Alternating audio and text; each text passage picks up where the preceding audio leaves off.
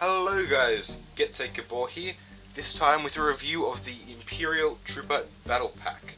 This is set number 75165. Unfortunately, the Australian release does not actually give a piece count, although if I remember correctly it's around 180.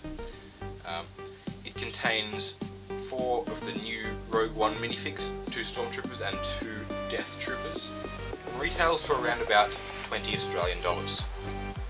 So, as always, let's start with the minifigs, which, let's be honest, for a battle pack, are the big sellers. So, we have 4 minifigs, 2 of the exact same fig. And I do believe that all 4 of these minifigs are exclusive. Oh wait, no. The Stormtrooper is also available in the Y-Wing. So, let's begin. They all come with the absolutely awful stud shooters. Why do you keep giving us these, Lego? So they all come with those, and I'm just going to put that to the side for the moment. Now, the leg printing I do not believe is anything new on the Stormtroopers. However, the torso print seems to be cleaned up. Very crisp details in this gap down here. Nice belt printing along the back, along with the backpack area there. The helmet seems very well done.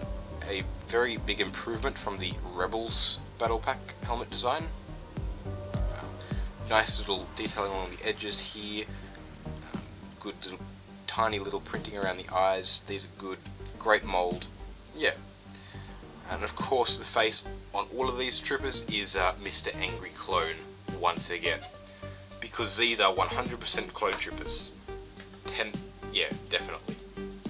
Just give us more faces, Lego! Stormtroopers are not clone troopers, stop giving us that face, please! Anyway, they keep giving us angry clones for Stormtroopers, but then again, who's going to be taking the helmet off? I mean, come on. And of course, the star of this battle pack, the Imperial Death Troopers. Now these are Director Krennic's personal guard, and without any spoilers of the film, they're awesome. So once again, this stud shooter, which I'm going to take off for the purpose of the review. Now, I do believe that these are exclusive to this set, because the ones that come in Director Krennic's shuttle have extra printing up here for like a pack of ammunition, I think. So, the leg print I do believe is the same, but the torso print is slightly different. But the prints themselves are fantastically detailed, nice crisp lines, a combination of grey lines and like a reflective silver lines.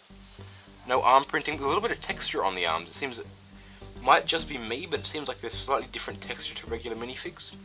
And on the back, more of that crisp, clean printing of grey lines and silver ones. Now, of course, Mr. Angry Clone under here. And the helmet.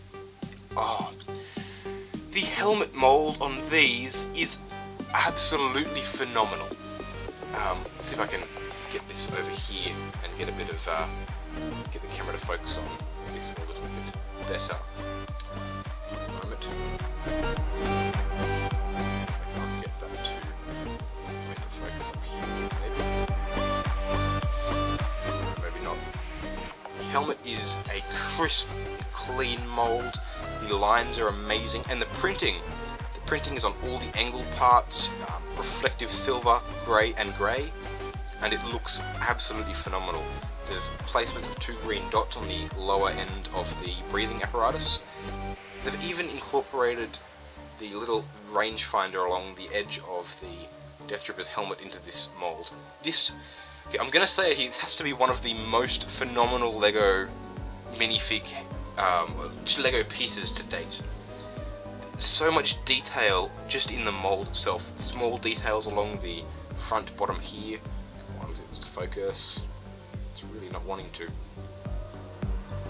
And these tubes down the side, as well as these ones down here. Details running all the way up the center there. Honestly, these minifigures are fantastic. If Lego were to release this set without this build, just these minifigs, I would still pay $20 for these. These are phenomenal minifigs, and the Stormtroopers are probably the best ones we've gotten so far. And I'm planning on building an army out of this particular version. One of the things I don't like about LEGO Star Wars is they're constantly re-releasing minifigs.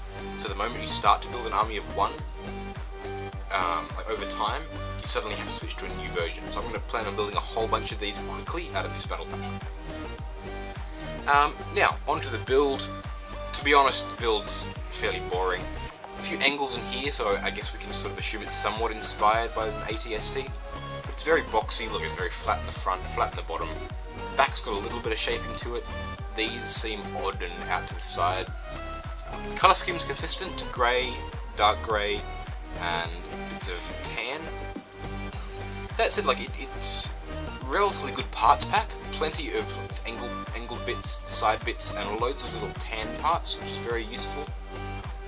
Features, these do turn, and of course these do. Of course the stud shooters do fire, and the legs do move. It's fairly stable for a small walker. It can sort of, you know, do a variety of little bits and little poses and stuff. It can fire up, it can fire down, it can be running across the battlefield. But I mean, to be honest, it's just a substandard walker. It's not quite as good as the one that we got in the I think it was a Clone Trooper Battle Pack back in 2007, I want to say. Wow, it's a while ago. And it's not really, yeah, it's not the greatest walker, but it does the job of being a little battle pack build. And of course, you can take a Stormtrooper or a Death Trooper and fit it in. The box has a Stormtrooper, so let's do it like that. You take his blaster off, which you can then place in this convenient little clip at the back here. I mean, as much of a, you know, sort of sorry little walker that it is, I do always appreciate having somewhere to put the weapon instead of just having it lying around the side, even if that weapon is an awful looking stud shooter.